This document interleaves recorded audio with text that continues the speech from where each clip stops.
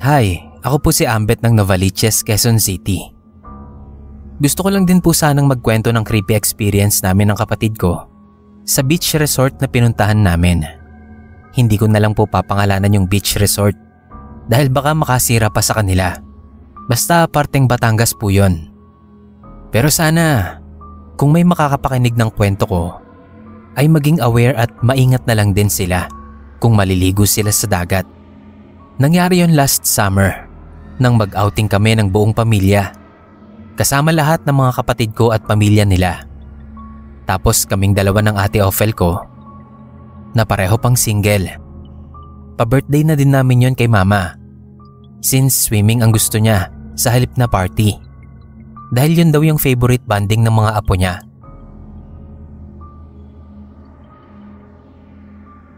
Private resort yung kinuha namin. Kaya di ganoong karaming tao sa gawin na yon. Pagkadating pa lang namin, ay excited nang nagsilangoy yung mga pamangkin ko. First time nilang mag-swimming sa dagat. Kasi kadalasan ng outing namin, sa mga pool lang. Maliliit pa kasi sila nun. Pero nung nagsilaki na ng konti, at kahit paano mga sanay ng lumangoy, at saka palang pumayag si mama sa dagat. Kaya excited din kaming matatanda. Dahil first time din naming maglalangoy sa dagat na pamilya ang kasama. Kami kasi ni Ate Ophel ay lagi na din sa dagat kapag may mga company outing o team building. Yung mga bata pa lang ang naliligo nun. Pero pinasabay na namin yung mga teenager para may bantay sila. Baka kasi mapunta sa malalim. Habang nag-iihaw kami, napatingin ako sa mga pamangkin kong enjoy na enjoy sa pagtatampisaw sa dagat. Nang maya-maya, napansin kong may matandang babaeng lumapit sa kanila at tila may sinasabi. Nakita kong parang natakot yung mga bata at nag-ahunan papunta sa buhangin. Dali-dali kong iniwan ang iniihaw ko para alamin kung anong nangyari. Pero hindi ko na inabutan yung matanda na nakalayo na. Tinanong ko yung mga bata kung anong sinabi sa kanila ng matanda. Ang sabi daw, huwag silang pupunta dun sa malalim dahil may syokoy daw na nanghihila doon. Pag nahila daw sila sa malalim, ay hindi na sila makakabalik sa pamilya nila at doon na sila titira sa ilalim ng dagat. Sinundan ko ng tingin yung matanda. Malayo na siya pero nakalingon pa din sa amin. Hindi ko masabi kung matino ba siya o may tililing. Tama naman na pag-ingatin niya ang mga bata. Pero para sabihing may syokoy at takutin yung mga bata, hindi naman tama. Sabi ko sa mga pamangkin ko, hindi totoo yun.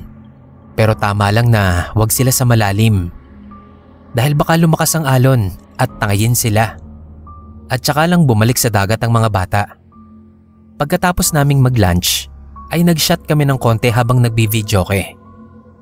Bandang hapon nung hindi na gaanong mainit, ay saka kami lumusong sa dagat. Hindi naman kami masyadong lasing. Alalay lang sa pag-inom dahil nakabantay si mama. Saka mahirap ding maglangoy kapag nakainom. Mabigat sa dibdib. Inaya ko yung bayaw ko na magkarera kami papunta dun sa hangganan na pwede lang langoyan ng mga guest. Doon sa may net. Malalim na talaga sa part na yon. At bihira lang din ang pumupunta dun. Pero dahil nga nakainom, malakas ang loob kong maghamon. Walang nakamalay sa mga kasama namin na nagkakarera kami sa paglangoy. Halos sabay lang din kaming nakarating. Pero nung lalangoy na kami pabalik, nakita kong biglang lumubog si Kuya Nick. Tapos pag-ahon niya, kumakawag na siya na parang pumipiglas. May humihila daw sa kanya sa ilalim. Hinawakan ko siya agad at hinila palangoy. Pero biglang may humawak din ng mahigpit sa paa ko. At hinatak ako pababa. Nagpipiglas ako at habol ang hininga ng mapaibabaw. Nagpanik ako pero nagawa ko pang sumigaw at kumaway bago muling may humatak sa amin sabay ni Kuya Nick at pareho kaming lumubog. Sa ilalim, nakita ko ang bulto ng isang tao na pilit humihila sa amin. Pero hindi ko din alam kung totoong tao nga yun. Wala kasi siyang muka at buhok. Hindi na namin nagawang makasikat pataas ni Kuya Nick. At kinakapos na rin kami ng paghinga. nang biglang may humila sa buhok ko pataas.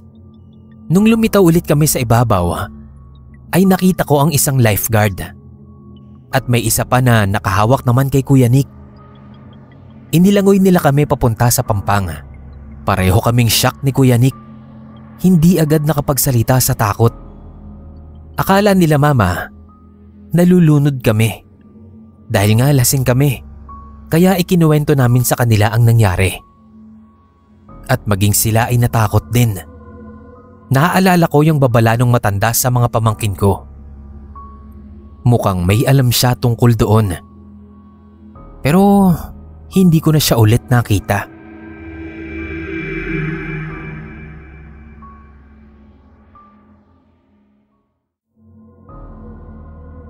Good day sa admin at narrator. Ako po si Cholo ng Ormoc City. Kwento ko lang yung isang kakaibang pangyayari na na-experience ko sa probinsya noong teenager pa ako. Lugar yon ng lolo ko sa mother side. Bale, tatay siya ni mama. Doon kami nakatirang magkakapatid bago kami lumipat sa Manila para magtrabaho. Naiwan doon ang parents namin at umuwi na lang kami tuwing may okasyon. Yung bahay namin doon, nasa tabing dagat lang. May maliit na bangka kami na gamit ng tatay ko sa pangingisda. Maganda yung lugar namin. Madaming punong nakapalibot at maganda ang dagat. Hindi nga lang pino ang buhangin kasi medyo mabato. Kaya ang mga naliligo dun sa dagat, kami-kami lang din ng mga taga ron. Pero minsan, may mga dumadayo din sa lugar namin kapag ang hanap nila ay malinis na tubig dagat at magandang view. O kaya naman, kapag puno na sa mga beach resort na nasa kabilang bahagi. Pero bibihira yon. Kaya naman mas pabor sa mga taga ron kasi napapanatili yung kalinisan at katahimikan ng lugar namin. Pero isang araw, may isang pamilyang dumayo doon.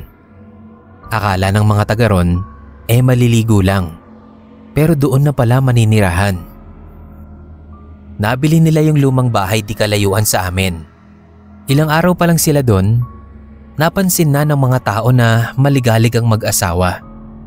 Maingay sila at palaging nag-aaway. Masyadong eskandaloso dahil umaabot pa sa labas ang pag-aaway nila, kaya nabubulabog ang mga kapitbahay. Yung anak naman nilang lalaki, na siguro matanda lang ako ng konti, mga nasa 30 ng edad, laging nasa dagat. Kundi naliligong mag-isa, malungkot lang na nakaupo.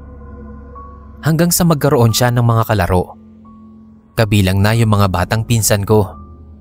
Mula nang magkaroon ng kalaro yung batang yon, na Patrick pala ang pangalan, naging masaya na siya.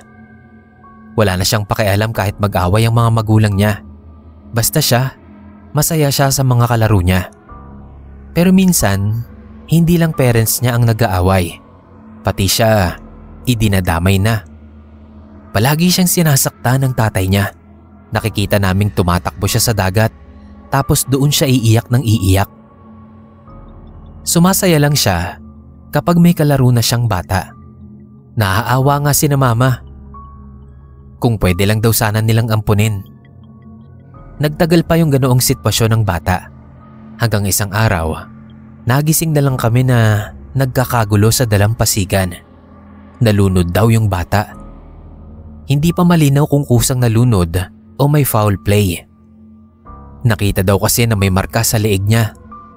Nung iimbestigahan na ng mga pulis, bigla na lang nawala yung tatay ni Patrick. Kaya lumakas ang hinala ng mga taga ron na may kinalaman ang tatay niya sa nangyari sa kanya. Dahil nagtatago na yung tatay, akala namin ay matatahimik na uli yung lugar namin. Pero hindi pala. Hindi kasi matahimik ang kaluluwa ng bata. Isang araw, may kapitbahay kaming nagsabi na nakita daw nila si Patrick naliligo sa dagat. Kasunod nun ang balita na may nalunod daw na bata. At yung batang yon ay isa sa mga kalaro ni Patrick nung nabubuhay pa siya. Nasundan pa ulit ang pangyayaring yon Isang beses, yung dalagang pinsan ng nanay ko nagtatakbo pa uwi at takot na takot. Hapon na nun at palubog na ang araw. Nagpipicture lang daw siya sa sunset. Tapos nakita niya si Patrick sa likod niya, naglalakad sa buhanginan. Kilala niya si Patrick dahil kalaro din ng kapatid niya. Kinabukasan, nalunod din ang kapatid niya. Yung pangatlong bata naman na nalunod, siya mismo ang nakakita kay Patrick na naliligo. Nakita daw ng tito ko na tila tinatawag ng bata si Patrick. Nung una, hindi niya naisip na yun yung namatay na bata. Akala niya kung sinong kalaro lang ang tinatawag nito. Pero nung bigla niyang maalala kung sino yon, tinakbo niya agad yung bata. Pero nahuli na siya. Nalunod din yon at hindi niya na-revive. Dahil sa sunod-sunod na pagkalunod ng mga bata, ay naalarma na ang mga taga ron. Kabilang na kami. Dahil kalaro din ni Patrick ang bunso namin. May nagsabi na parang isinasama daw ni Patrick ang mga kalaro niya para hindi siya malungkot sa kinaroroonan niya. Dahil doon, naparanoid ang mga tao at hindi na pinapayagang lumabas ng bahay ang mga anak nila na nakahalubilo ni Patrick. Nakigaya din si nanay.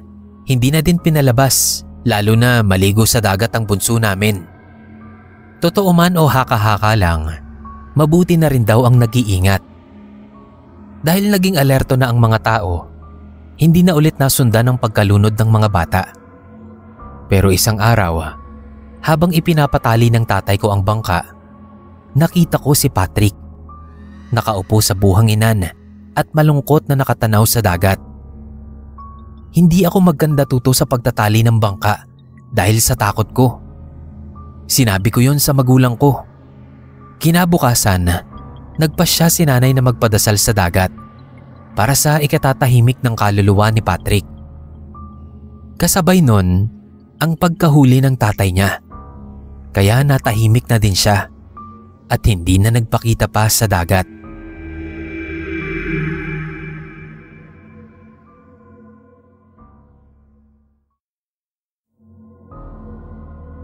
Ako po si Rico, matandang binata, sa edad na mahigit 40. Taga-Bataan ako at pangingisda ang ikinabubuhay. Wala akong pamilya pero may matatandang magulang at pamangkin na sinusuportahan. Kaya naman nagsisipag ako sa pangingisda sa laot gamit ang sarili kong bangka. Bata pa lang nang matutunan ko ang trabahong ito. Palagi kasi akong isinasama ng tatay ko. Sa hirap ng buhay, hindi ako nakapagtapos ng pag-aaral. Kaya ipinagpatuloy ko na lang ang pangingisda para makatulong sa magulang ko. Sa tinagal-tagal ko na sa hanap buhay na to, marami na din akong naging karanasan sa laot. Mapabagyo man yan o malaking alon. Pero yung pangyayaring yon ang hindi ko malilimutan. Isang gabi yon, masama ang pakiramdam ko pero kailangan kong pumalaot dahil may sakit ang nanay ko. Napatignan ko siya sa center pero wala silang gamot doon. Kaya kailangan ko siyang mabilhan. Hindi ko na inintindi ang sarili ko. Dahil trangkaso lang naman yon. Ang importante, may mahuli akong isda at maibenta.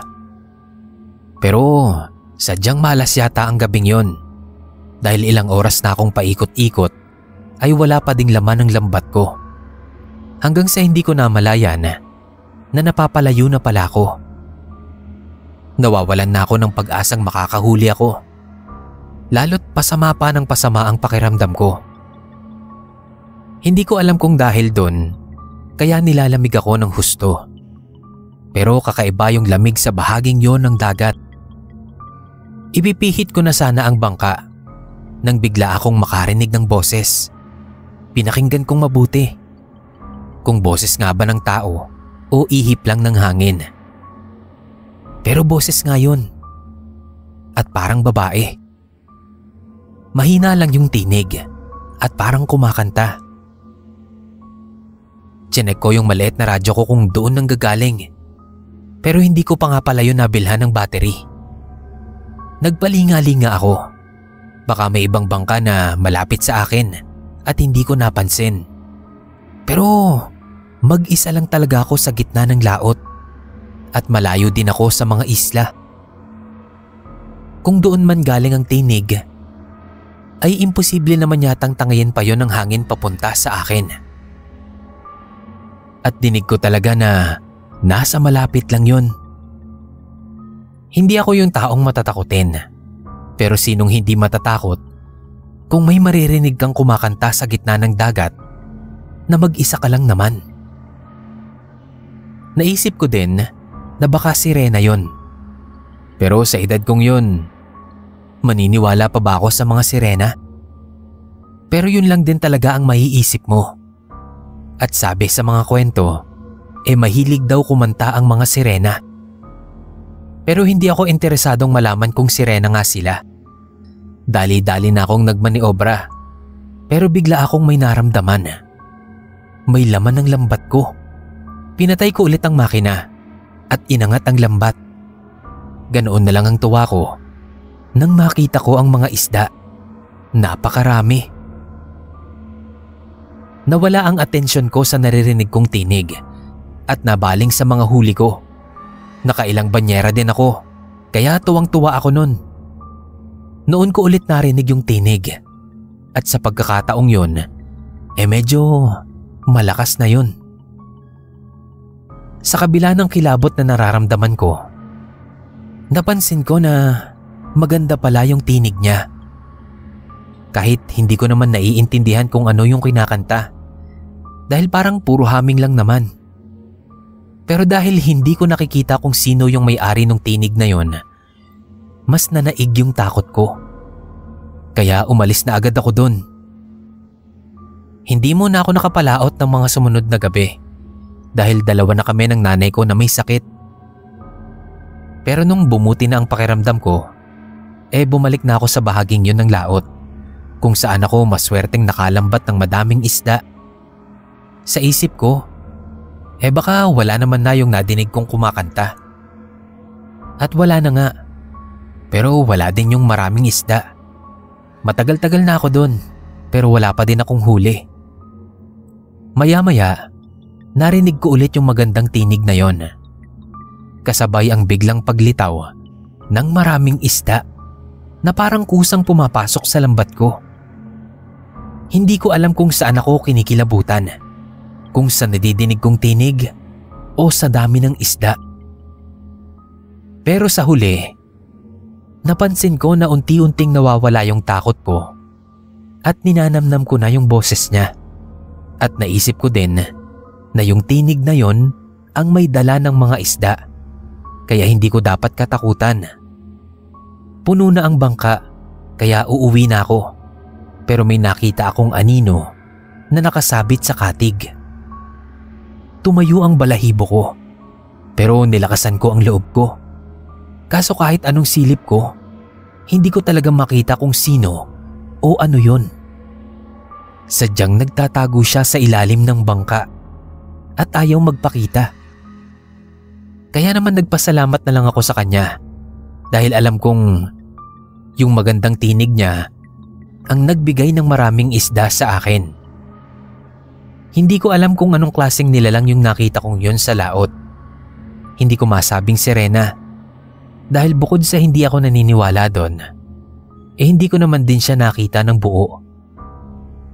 Sayang nga lang at hindi na siya ulit lumitaw nang muli akong pumalaot.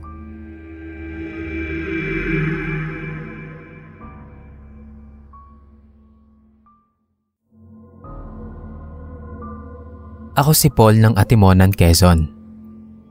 Teacher ako sa elementary school. May ilang taon na din ang nakalipas nang ma-experience ko ang isang pangyayari na hindi ko malilimutan. Ang bahay namin ay nasa tabing dagat mismo. Nung umagang yon, masama ang panahon. Magdamag umulan, kaya naghihintay ako ng anunsyo kung may pasok o wala.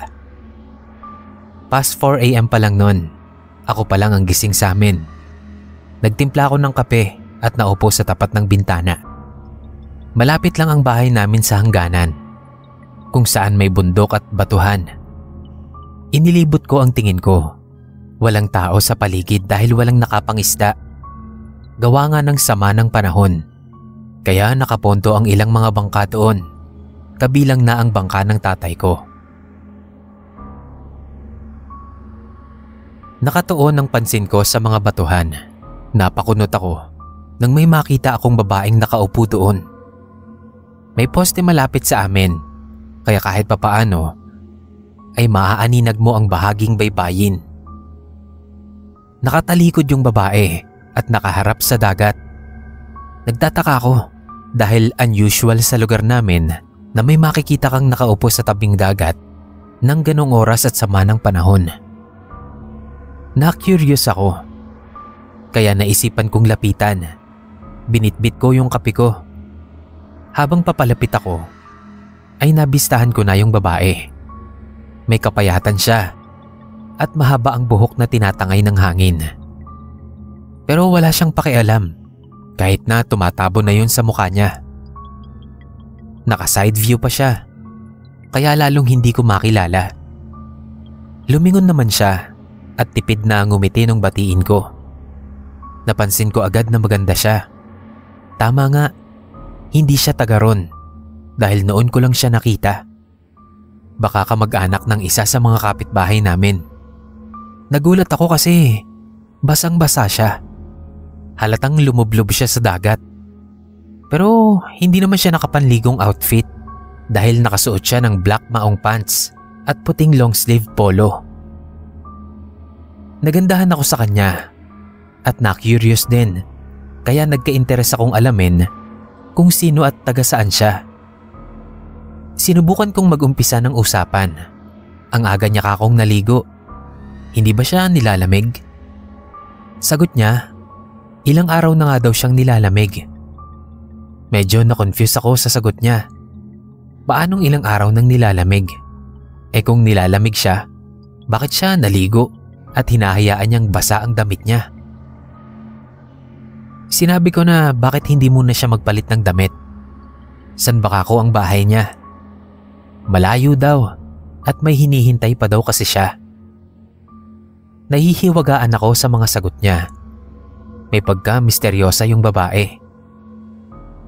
Habang nagkukwentuhan kami, hindi ako makomportable kasi nakikita kong lamig na lamig siya at yung kamay niya maputla na at parang babad na babad sa tubig. Kaya nag-offer ako na kung malayo yung bahay niya ay pwede ko siyang pahiramin ng damit ng kapatid ko para makapagpalit na siya. Pero tumanggi siya. Malapit na din daw siguro siyang magpalit ng damit kapag dumating na yung hinihintay niya. Napakunot noon na naman ako sa sagot niya. Ang weird talaga niya. Hindi ko siya mapilit kaya hinayaan ko na. Habang nag-uusap kami, malungkot siyang nakatanaw lang sa dagat. Pero nung mapaharap siya sa akin, nagulat ako nung makita ko na may malaking sugat pala siya sa gilid ng noo niya. Tinanong ko siya kung ano ba talagang nangyari sa kanya. Inaya ko siya ulit sa bahay para kako magamot yung sugat niya. Pero ayaw pa din niya. Kaya sabi ko, dadalhin ko na lang dun yung gamot at hintayin niya kako ako. Tumango lang siya at nagpasalamat. Pero pagbalik ko, wala na siya sa kinauupuan niyang bato. Nag-alala ako noon kasi nagsisimula na uling umulan. Maliwanag na, kaya may ilang bangkero nang pinuntahan ang bangka nila para siguraduhin nakatali itong mabuti. Tinanong ko kung may nakita silang babaeng nakaupo doon, pero wala naman daw silang nakita. Tuluyan nang nakansela ang klase, kaya nagkaroon ako ng oras na baybayin ang dalampasigan at hanapin yung babae. Malayo-layo din ang nalakad ko, pero hindi ko siya nakita. Pagbalik ko, nagulat ako dahil madaming tao sa may batuhan at may kumusyon. Tinanong ko yung nasa lubong ko kung anong nangyari. May natagpuan daw bangkay ng babae sa batuhan. Kinabahan ako, kaya tinakbo ko na. Ganun na lang ang paggagimbal ko nang makita ko ang bangkay. Babae, nakaitim na pantalon, puting long sleeve at may sugat sa kaliwang noo. Para akong itinulo sa pagkakatayo. Gumapang ang kilabot sa katawan ko. Hindi na makilala ang mukha niya dahil bloated na ang bangkay. Pero alam kong siya yun, base sa suot at sa sugat sa ulo. At ibig sabihin, may ilang araw na siyang patay at palutang-lutang sa dagat.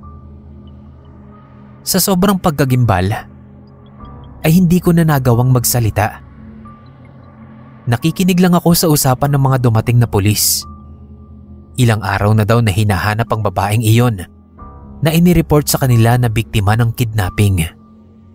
Siguro daw ay itinapon sa kung saan at tinangay na lang ng dagat doon. Nangangapal ang balahibo ko sa sobrang kilabot. Hindi ko akalain na multo na lang pala yung kausap ko. Kaya pala ganun yung sagutan niya sa akin.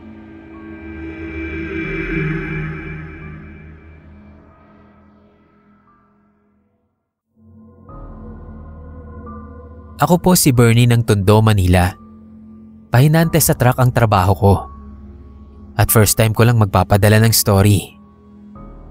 Personal ko po itong karanasan na nangyari noong 2019. Company outing namin yon sa isang resort sa Morong, Bataan. Taon-taon ay ito ang inaabangan namin bukod sa Christmas party. Halos lahat talaga ng empleyado ay kasama. Kabilang ang kababata at matalik kong kaibigan na si Nolly. Sa production naman siya naka-assign. Bale, 7 bus yun at magkasama kami sa iisang bus. Pati na ang mag-iina ko. Nagtaka lang ako kung bakit hindi niya kasama ang mag-ina niya. Taon-taon isinasama niya sila. Nang tinanong ko kung bakit, sagot niya lang, para daw masanay na sila. Hindi ko alam kung saan dapat masanay kasi hindi na siya sumagot. Kaya naman hindi ko na rin inusisa. 2:00 ng madaling araw nang umalis ang bus sa Manila. Magkatapat kami ng upuan at napansin ko na wala siyang kibo. Buong biyahe namin ay tahimik lang siya. Pero pagdating sa resort, biglang nag-iba ang mood niya. Masaya naman siya at parang batang excited na pumunta agad sa dagat at nag-selfie. Nakita ko naka-video call niya ang asawa niya at panay ang tawa niya. Pero pagkatapos nilang mag-usap ay biglang lumungkot ulit at tahimik na tumanaw sa dagat. Matagal din siyang nakatayo lang doon. Tinawag ko na nga lang siya dahil nakahanda na ang almusal. Pagpunta niya sa cottage, masaya na siya ulit. Habang kumakain kami, ay panay ang kwento niya. Napansin ko din na lahat ng kasama namin ay binabati niya. Naninibago ko kasi hindi siya ganun. May pagkasuplado nga siya eh. Pero nung time na yon, hindi niya lang pinagbabati yung mga empleyado. Nakipag-selfie pa siya na siya mismo ang kumuha sa cellphone niya. Tapos nadinig daw ng asawa ko yung sinabi niya sa isa habang nakikipag-selfie siya. Na para daw may alaala man lang sa kanya. Nagtataka man, pero ipinagkibit balikat ko na lang yon. Inaya ko na siyang maglangoy. Sumama naman at nagkukwentuhan pa kami nun. Pero bigla na lang siyang natigilan at tumanaw sa malayo. Maya-maya, umahon na siya. Magiinom daw muna siya. Sasamantalahin daw niyang wala si commander niya. Pagkasama kasi niya ang kumare ko, hindi talaga siya pinapayagang uminom tapos maglalangoy. Tsaka pag naglangoy daw ulit siya, yung wala ng ahonan. Pareho kaming napatingin ng asawa ko sa sinabi niya. Nagtataka na daw ang asawa ko sa mga sinasabi at kinikilos ni paring Nolly. Ako din naman, pero binaliwala ko pa din yon. Nagtagal kami sa paliligo, gawa ng anak ko. Pagbalik namin sa cottage, lasing na si paring Nolly. Sige na ang sayaw. Sa tinagal-tagal ng pagiging magkaibigan namin, noon lang siya napasayaw sa inuman. Kahit anong lasing niyan, hindi mo talaga mapapasayaw. Kanta siguro oo, kasi maganda ang boses niya. Nang makita niya ako, pilit akong hinatak sa gitna. Niyakap at isinayaw. Pinagbigyan ko na lang, baka gusto lang din niyang mag-enjoy. Napagod siguro, kaya tumigil at balik ulit sa pakikipag-apiran sa mga tao doon.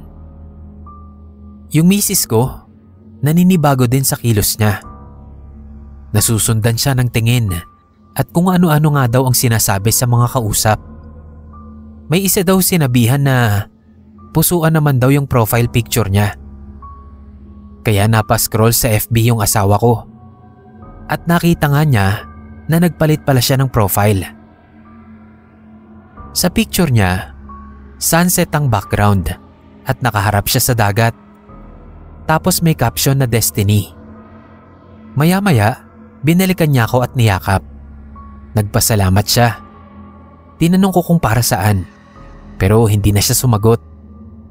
Maglalangoy na daw siya. Nalibang na rin ako sa pag-iinom at hindi ko na siya napansin.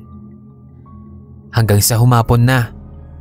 Nag-remind na yung organizer na mag-ready na para sa pag-check out.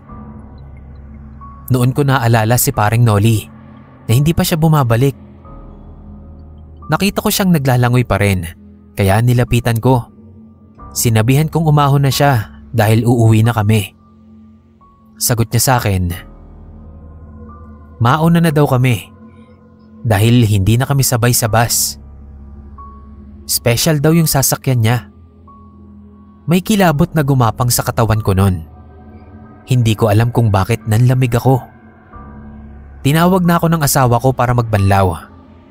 Sinabihan ko si Noli na sumunod na, pero kumaway lang siya. Paglabas namin ng CR, nakita ko na lang na may pinagkakaguluhan sila. Kinabahan ako at napatakbo. Para akong binuhusan ng yelo nang makita kong nakalatag ang katawan ng kaibigan ko sa buhanginan at pilit nire-revive ng lifeguard. Nadala pa siya sa ospital, pero idineklarang dead on arrival. Habang sakay sa bus pa uwi, ay lutang pa din ako. Hindi na nga naman kami sabay uuwi ni paring Noli dahil ihahatid na lang siya ng espesyal na sasakyan pauwi sa pamilya niya. Kaya pala iba ang mga kilos at pananalita niya. Lahat pala yon ay pahiwatig na mamamaalam na siya.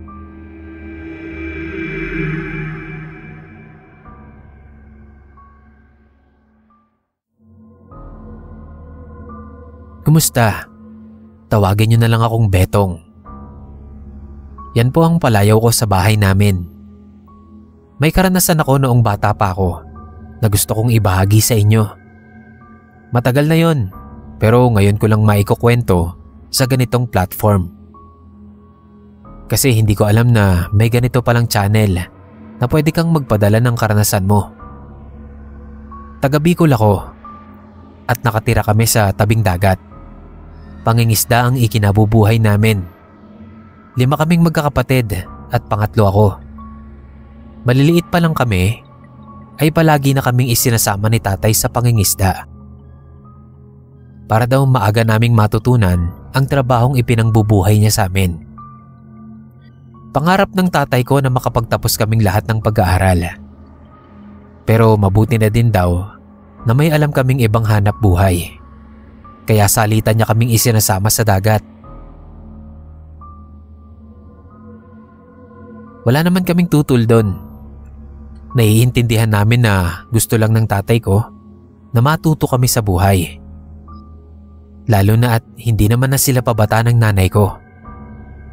Kaya kahit sa murang edad, ay dapat may alam na kami kung paanong mabuhay. Malaki ang respeto at paggalang namin sa tatay namin. Kaya kahit anong sabihin niya, sumusunod kaming magkakapatid. Madalas umaalis kami ng madaling araw. Kaya maaga kaming natutulog sa gabi. Para hindi kami aantok-antok kapag nasa laot na. Kagaya ng gabing yon, maaga akong pinatulog ng nanay ko dahil ako daw ang nakatokang sumama kay tatay. Ginising niya ako saktong 3:00 ng madaling araw. Habang sakay ng bangka sa gitna ng dagat, ay napansin ko ang kakaibang lamig ng hangin. Malamig naman talaga kapag nasa laot ka. Kaya nga lagi kaming pinagbabaon ni nanay ng jacket. Pero parang kakaiba ang lamig ng mga oras na yon. Nanunuot sa kalamnan ko. Ang nakapagtataka, hindi naman ganun kalakas ang hangin para ginawin ako ng husto. Tahimik nga lang ang dagat at walang alon. Pinatay na ni tatay ang makina at sinimulang ihanda ang lambat. Napansin niya ang pangangatog ko, kaya ibinigay niya sa akin ang balabal. Habang naging abala ulit ang tatay ko sa paglalatag ng lambat, hindi naman ako mapakali. Hindi lang kasi ako giniginaw, kundi may pakaramdam din ako na parang may nakatingin sa amin. Nasa 13 lang ang edad ko noon, pero matalas ang pakiramdam ko. Nasanay na din siguro ko kasasama sa tatay ko. Kasi sabi niya, kapag nasa gitna ka daw ng dagat, dapat alam mong pakiramdaman ang galaw ng hangin at alon. Pero nung time na yon, may iba pa nga akong nararamdaman. Ang hindi ko lang maintindihan, bakit ganoon ang pakiramdam ko na parang may nagmamasid sa amin. Dalawa lang naman kami ng tatay ko sa bangka. At wala ding ibang nangingisda sa bahaging yon. Halangan namang nagparamdam ang mga isda na nakatingin sila sa amin. Habang naghihintay ng huli, ipinagsalin ko ng kape si tatay sa mug. Timplado na yon at nakalagay sa termos. Sadyang inihanda na ni nanay para isasalin na lang. May pabaon din siyang tinapay at konting kanin at ulam dahil alam niyang gugutumin kami sa paghihintay. Medyo natatagalan nga ang huli namin nun, kaya nakaramdam ako ng antok. Nakita kong papikit-pikit din si tatay, hanggang sa hindi ko namalayan na napapikit na pala ako. Naalimpungatan ako nang naramdaman ko ulit yung matinding ginaw. Hinigit ko ang balabal at namaluktot. Gigisingin naman ako ni tatay kapag kailangan niya na ako. Pero hindi na ako nakatulog. Nakapikit lang ako pero gising ang diwa ko at nakikiramdam. Sa bahagyang pagdilat ko kasi, parang may nakita kong anino na nakatunghay sa akin. Hindi ko pa alam nun kung tama yung nakita ko. Pero anino siya ng tao. Maitim nga lang pero korteng tao. Nung nag-sink in na yun sa isip ko, biglang dilat ako. At tama nga, may nakatunghay nga sa akin. Maging kay Papa, na nakatulog na din pala nang nakaupo. 3 aninong itim na nakalutang sa dagat ang umiikot-ikot sa amin. Ginusto kong sumigaw pagkakita ko pa lang, pero nanigas ang pangako at walang boses na lumabas. Basta ang nararamdaman ko nun, nanlalaki yung ulo at mata ko at nanginginig ang tuhod ko. Nang lumapit sa mukha ko yung isang anino, doon ko sinubukan uling sumigaw ng malakas hanggang sa marinig ko na ang boses ko. Nagising si tatay at nakita din niya yung 3 aninong nakalutang. Nakita kong nabigla din siya, pero hindi siya nagpadala sa takot. Hinawakan niya ang kamay ko at pinasunod ako sa dasal niya. Nagpaikot-ikot pa sa paligid ng bangka yung 3 aninong nakalutang bago sila tuluyang naglaho. Takot na napayakap ako sa tatay ko. Wala pa din kaming huli. Kaya naman binuhay na ni tatay ang makina at umalis na lang kami doon. Nung nakausap niya ang isang kapwa niya bangkero, nalaman niya na nandoon pala kami sa bahaging nilubugan ng isang barko kung saan may mga namatay. Siguro daw ay ilan yon sa mga kaluluwang hindi matahimik.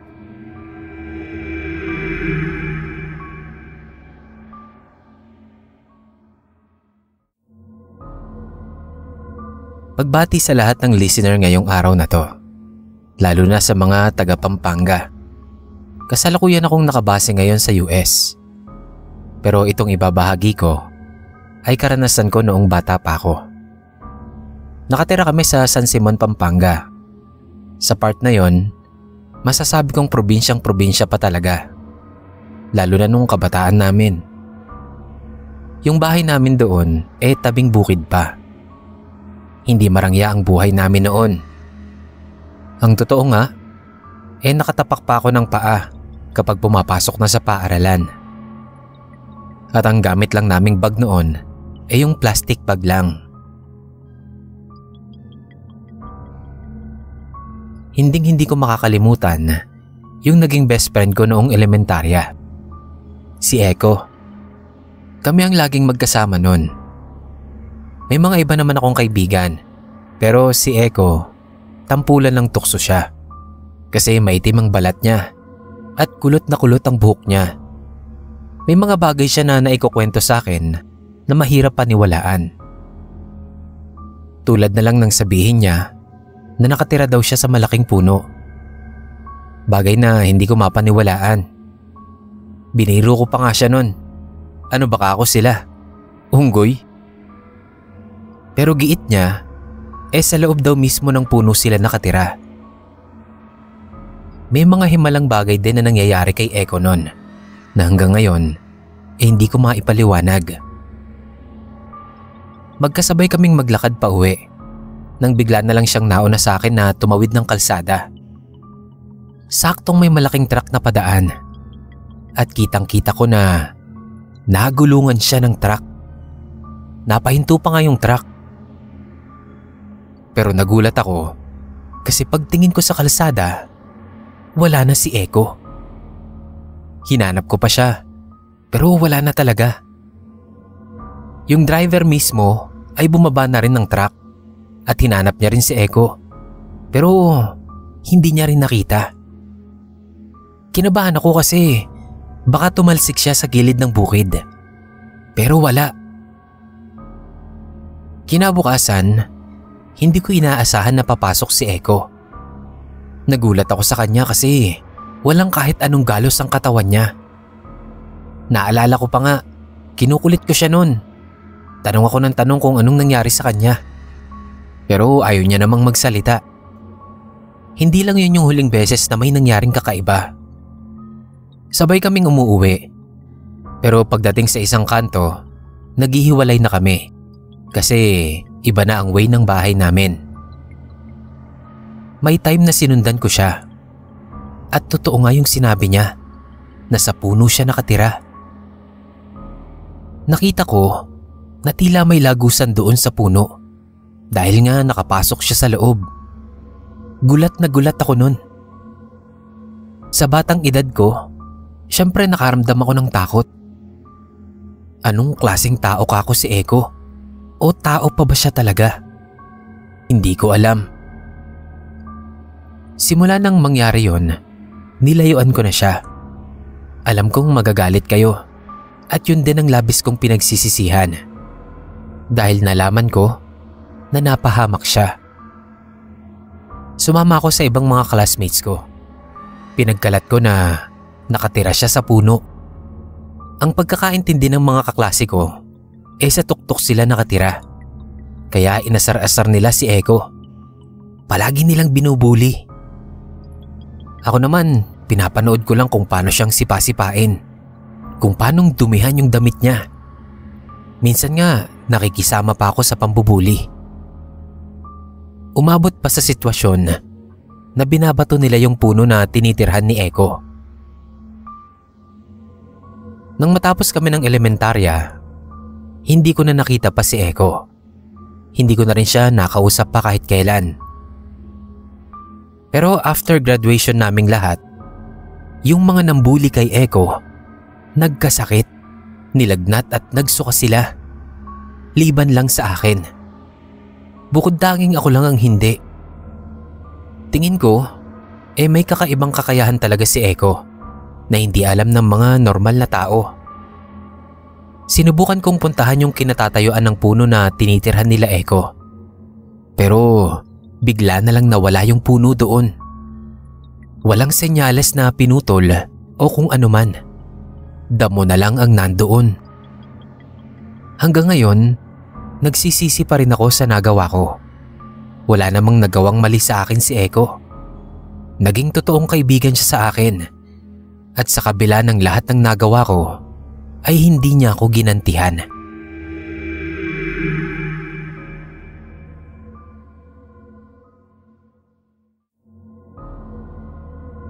Taong 2005 nangyari ito.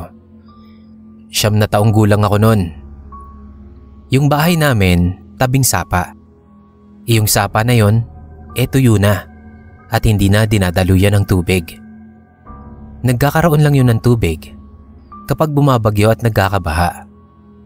Sa gilid ng sapa, may hilera ng puno ng blackberry na siyang palagi naming kinukuhaan ng bunga. Maliit lang siya na bunga pero ubod ng tamis. Doon ang madalas naming tambayan. Nagsasabit lang kami ng duyan doon at doon na kami namamalagi. Kadalasan, hapon na ang balik namin sa bahay. Sa daming beses na naming naglaro doon, ay wala naman kaming kakaibang nararanasan. Hanggang sa birthday nung isa kong kalarong si Hernan. Pagkatapos naming makakain sa kanila, inaya niya kami doon sa gilid ng sapa. Manguha daw kami ng blackberry. 4 kaming nagpunta doon. Tas sa iba-ibang puno kami ng blackberry nagpunta. Si Hernan, nagpunta doon sa pinakadulo. Kasi doon yung hitik yung bunga.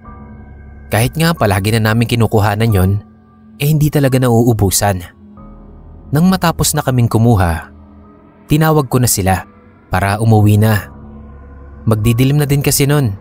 Medyo masukal pa naman yung daan, kaya mahirap nang maglakad. 2 lang yung kasama ko na nagpunta sa gawi ko. At laking gulat namin na wala si Hernan. Pinuntahan namin yung punong pinuntahan niya. Pero ang nakita lang namin doon ay ang isang kapares ng tsinelas niya. Sumipol-sipol kami kasi yun yung tawagan naming magkakaibigan. Pero hindi talaga lumabas si Hernan. Naisip naming baka nakauwi na. Kaya naman bumalik na din kami sa bahay nila. Maraming tao sa kanila kasi nga handaan. Nagtanong-tanong kami sa kanila kung nakauwi na ba si Hernan. Pero hindi pa daw. Kaya kinabahan na kami.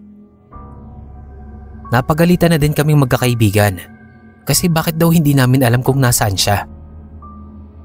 Nagpatulong na din sila sa mga barangay tanod. Inabot na sila ng 10:00 ng gabi sa paghahanap kay Hernan. Kami namang mga bata, pinauwi na. Babalitaan na lang daw kami. Kinabukasan, hindi pa rin nakikita si Hernan. Iyak na nang iyak yung mama niya. Kami ding magkakaibigan ay nag-iiyakan na. Galit na galit sa amin yung pamilya ni Hernan. Dinuduro pa ako. Ako daw ang pasimuno. Kung bakit daw pa kasi inaya ko pa silang magpunta doon. May mga haka-hakang kumakalat na baka nakain na daw ng malaking ahas ang kaibigan namin. Ilang linggo na ang nakakalipas. Hindi pa rin nahahanap si Hernan. Gumawa na ng missing poster ang pamilya niya at nai-report na rin sa pulis. Kami namang mga bata, hindi na pinapalapit doon sa sapa. 1 buwan ang nakalipas. Nagulat po kami dahil nabalitaan namin na nahanap na daw ng mga rumorondang tanod si Hernan. Nandoon daw ito sa ibaba ng puno ng blackberry. At kung ano ang suot niya nung nawala siya, ayun pa rin ang suot niya nung mahanap siya. Iisa na lang din ang suot niyang tsinelas. Gulo-gulo ang buhok niya. Nakatulala lang nun si Hernan na parang wala sa sarili. Walang emosyon sa mukha niya. Yun ang kumalat na kwento sa barangay namin. Ang pinakamasaklap pa, nang tanungin daw si Hernan kung saan siya nanggaling, kung anong ginawa niya, At bakit siya ganun katagal nawala ay hindi daw ito nagsasalita. Tinuturo niya lang daw yung lugar kung nasaan yung puno ng blackberry. Doon daw siya nanggaling. Hindi ko alam kung maniniwala kayo. Pero hanggang ngayon, hindi na nakapagsalita si Hernan. Tulala na lang siya at parang wala sa wisyo. Ilang beses na rin siyang napacheck up sa psychologist. Nagpapa-speech therapy din sila.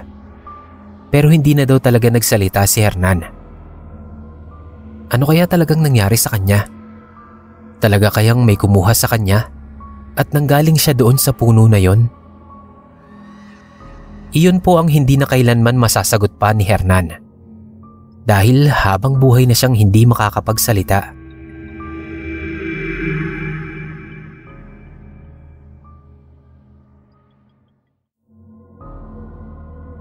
Share ko lang itong karanasan na ito. Gusto ko lang pong ibahagi ito kasi kinakain na din ako ng konsensya ko. Pakitago nyo na lang po ako sa pangalang Makoy. Huling taon namin sa kolehiyo nang mangyari ito. Patungkol ito sa nangyari sa ka-roommate ko sa dorm na si Angelo. Hindi niya tunay na pangalan. Sa loob ng university namin ay merong mga dorms. Sa room namin, 5 kaming lalaking magkakasama. Palibhasa ay dorm nga ng mga lalaki. Karamihan talaga sa dorm ay sumusuway sa alituntunin ng dormitoryo. Ipinagbabawal doon ang pagpapapasok ng babae. Pero halos lahat ng ka-roommate ko nagawa na yon. Lalong-lalo na tong si Angelo. Kapag uuwi yung ilan sa amin, nagpapatulog siya ng girlfriend niya doon sa gabi. Hindi naman kasi madalas i-check yung dorm ng mga lalaki. Kaya maraming nakakalusot.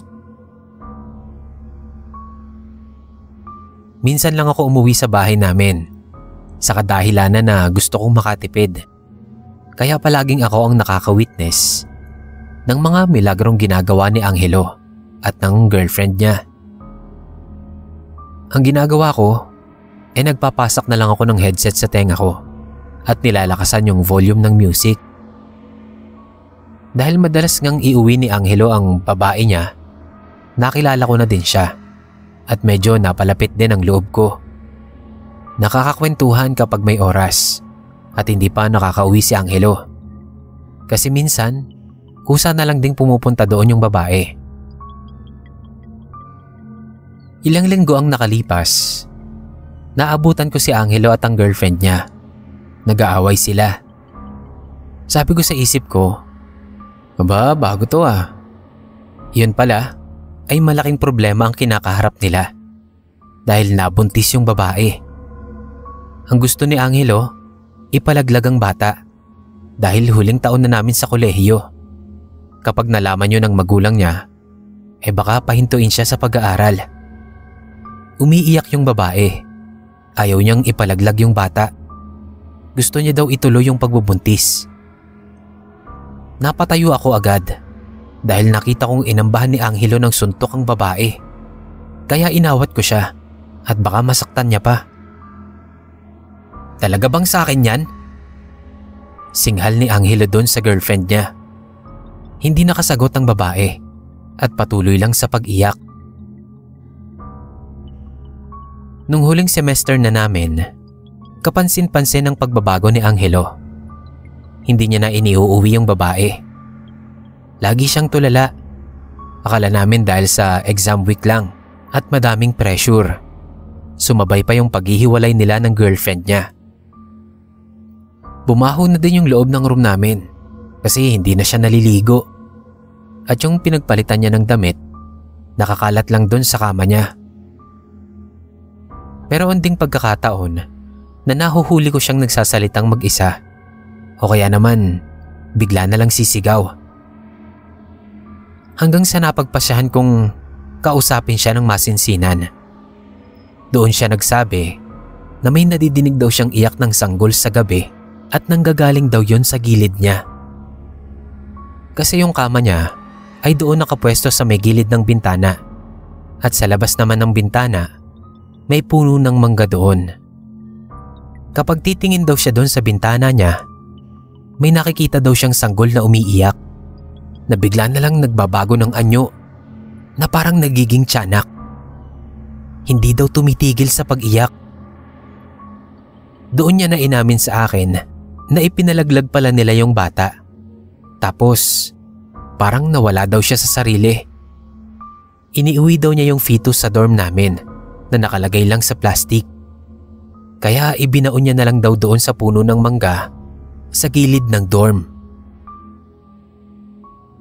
Yun na yung huling pag-uusap namin ni Angelo. Sobra akong naawa sa kanya kasi pagkakaalam ko, hindi naging maganda ang mga sumunod na nangyari sa kanya. Ang pagkakaalam ko, na-diagnose siya ng schizoaffective disorder. At mas lumala ang kondisyon niya na naidala na siya sa isang private home care. Nitong nakaraang buwan, bigla kong nakitang muli yung dating girlfriend ni Angelo. At nagulat ako nang sabihin niya na posibleng ako daw ang ama ng fetus na ibinaon ni Angelo sa puno.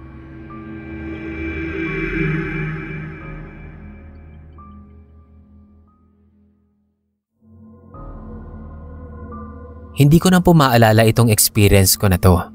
Kasi around 4 years old pa lang ako noon nung mangyari ito.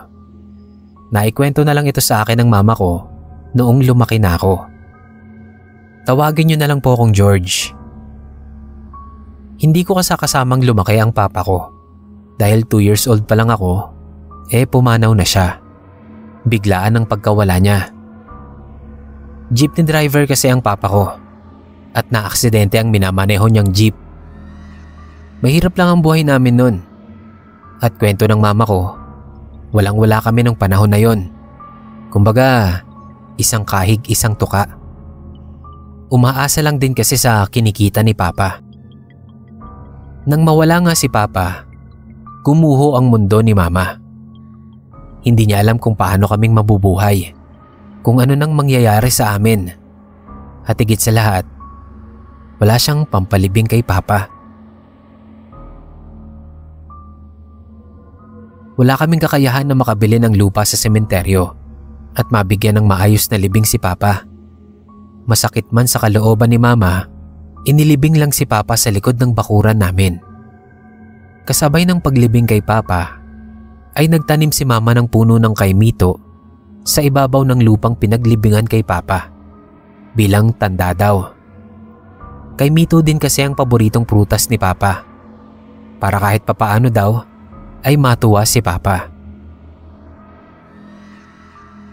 Tumubo at lumago ng maganda ang puno ng kaimito. Nang mag 4 years old na daw ako, madalas daw akong naglalarong mag-isa doon sa may puno ng kaimito. Tumatakbo pa daw ako at humahagik-gik na parang may kalaro ako. Tinawag ako ni Mama at tinanong kung may kasama daw ba ako sa puno. Umuo lang daw ako at sinabi ko daw na si Papa ang kasama ko doon.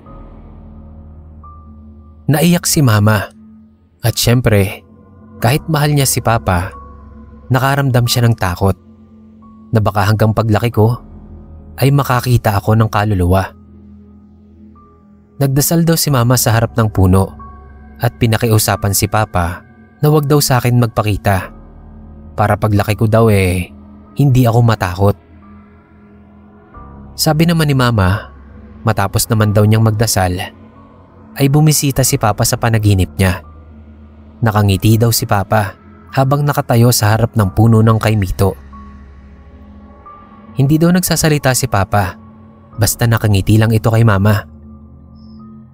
Simula daw nun, ay hindi na ako nakikita ni Mama na may kinakausap doon sa puno.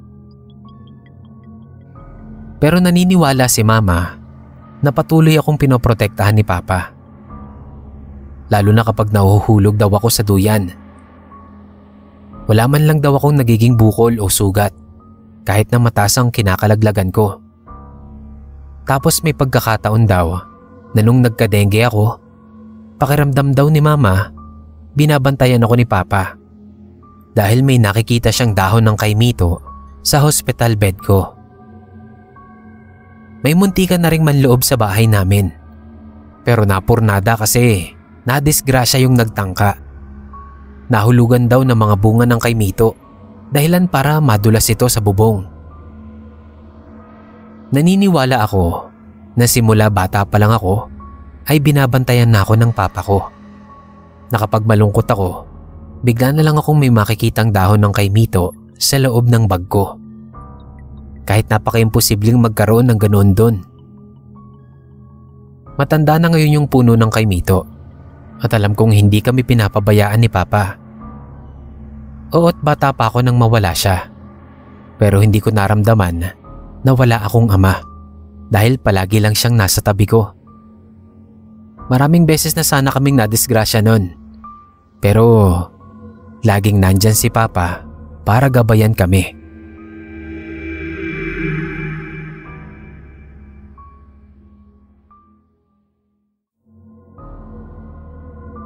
Sa lugar namin, may isang matandang puno ng kamagong na matatagpuan sa isang bukid. Wala masyadong nakatira sa gawing yon. Puro maliliit na kubo lang. Tambayan kapag may nagsasaka. Yung puno na yon ay pinaniniwalaan ng lahat na isang isinumpang puno. Dahil taon-taon ay may kinukuha daw itong buhay. Kilala ang puno na yon dahil may mga taong nagbibigti dito.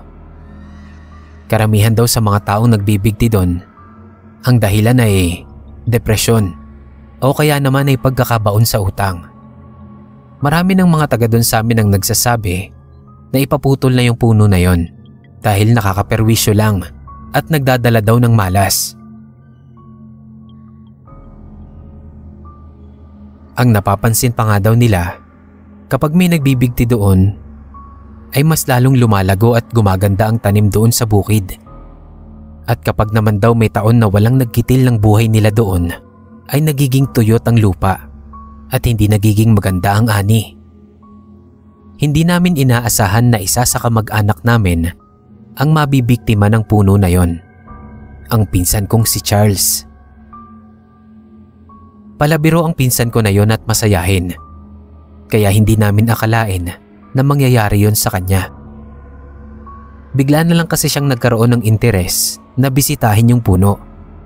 Nabanggit niya nga sa akin na may lubid na nakahang doon. Ang creepy daw ng ambience. Ni isang ibon daw, walang dumadapo doon sa puno na yon. Hanggang sa madalas na siyang napapadpad doon. Ang sabi niya lang, gusto niya lang daw dumaan doon pagkakatapos ng klase, para masiguro na wala nang ibang magbibigti. Noong una, wala namang nagiging problema hanggang sa nakasaksi na siya ng isang taong nagbigti doon. Titignan lang daw sana niya, pero nakita niya na may lalaki na ngang nakabigti sa puno. Takot na takot siya. Sinisisi niya ang sarili niya na palagi siyang nakatambay doon, pero hindi niya napigilan yung nagbigti. Isang linggong nagkulong siya sa kwarto niya. Nang makausap ko siya, naikwento niya na napapanaginipan niya daw yung puno ng kamagong at lahat ng mga taong nagbigti doon. May gabi daw na nakikita niyang nakatayo sa kwarto niya lahat ng mga nagbigti doon sa puno na yon. Nakwento niya rin na ayaw niya nang lumabas. Tapos itinuturo niya yung bintana niya at sinasabi niya na nakikita niya daw doon yung puno ng kamagong na nakatayo sa labas ng bahay nila. Kahit wala naman talaga. At malabo namang mangyari yun. Dahil malayo po yung puno na yon doon sa bahay nila. Natakot ang mga tita ko sa kalagayan ng aking pinsan. Lalo na iniisip nila na baka yung pinsan ko na ang susunod na mabibiktima ng kamagong. Kaya bantay sarado nila si Charles. May CCTV sa labas ng room niya hanggang doon sa labas. Hindi lang nila nilagyan yung loob ng kwarto para daw hindi ito matrigger at mag-isip ng kung ano. Pinadasalan na din siya. Linggo-linggo ko din siya kung bisitahin kasi sa akin lang daw nag-o-open up si Charles. Ang hindi ko makakalimutan Nung sabihin niya sa akin na bumubulong daw sa tenga niya yung mga nagbigti sa kamagong. Sinasabihan daw siya na sumama na siya sa kanila.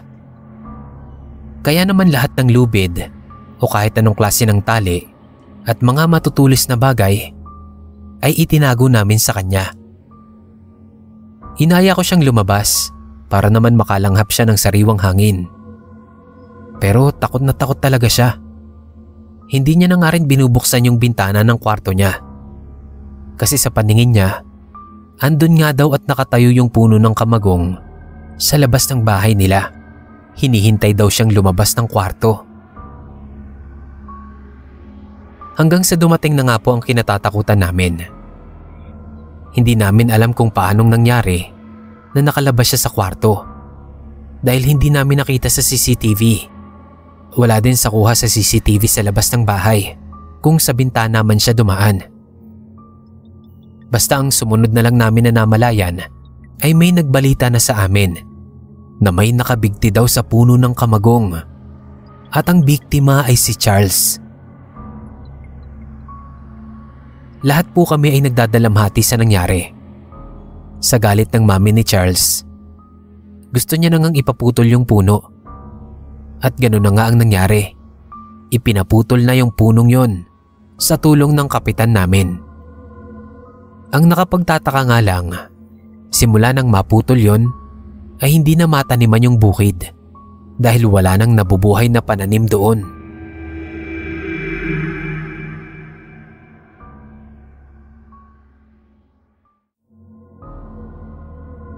Hanggang ngayon po, ay hindi pa rin kami nakaka-move on sa pangyayari na ito. Itago niyo na lang po ako sa pangalang Ace.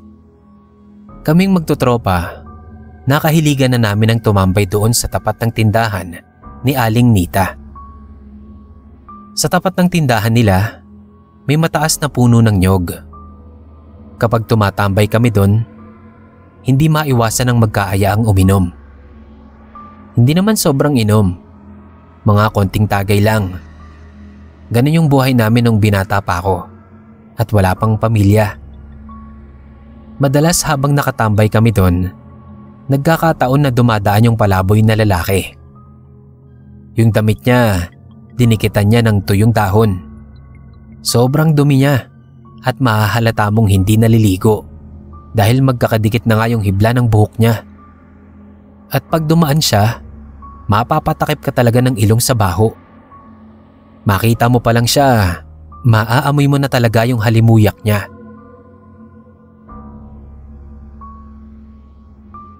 Pag nakakainom yung mga kasama ko, talagang pinagtitripan at aasarin nila yung palaboy na yon. Yung palaboy na yon, kaya ganun ang ugali at takbo ng isip niya, dahil nag-a-addict daw dati. Nasobrahan daw sa pag-a-addict at naluto na ng sobra yung utak. Tumayo yung isang tropa ko at saka pinagtripan yung palaboy. Inutusan niyang sumayaw. Tahimik lang na umiling yung palaboy at tangkang aalis na sana, pero hinarang pa ng isa pang tropa at inasar-asar pa.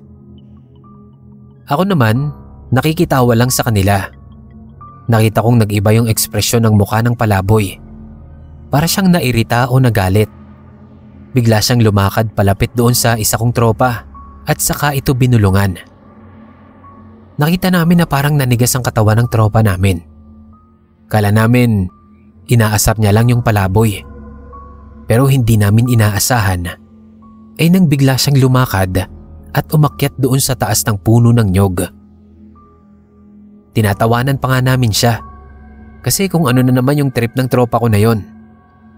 Alam namin na magaling siyang umakyat ng puno kasi yun yung racket niya. Namimitas siya ng mga bunga. Medyo nagtaka ako kung bakit niya yun ginawa. Pero laking gulat naming lahat nang bigla siyang tumalon sa baba. Para po kaming nanigas nun sa kinatatayuan namin dahil napakabilis ng pangyayari. Hindi talaga namin inaasahan yung ginawa niya.